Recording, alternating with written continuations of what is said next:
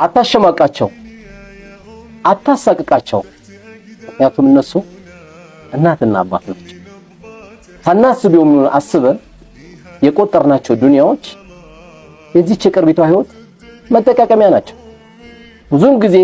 ለወላጅ በመخدም ገንዘባችሁን በመስጠት በማብላት በማጠጣት አስቤዛ በመስጠት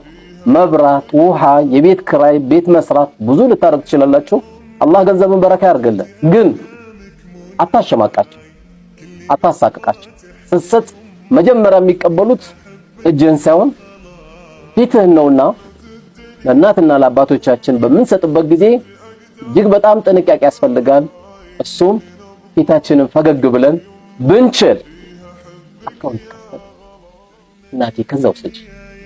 አባቴ ከዛው ሰጪ ብለ ማረጋለ ምድር ላይ አለ የሚባል መኪና በገዛላት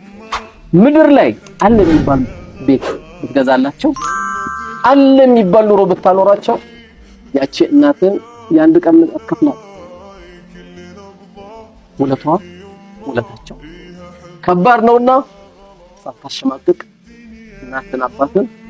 ረሃ አርጋቸው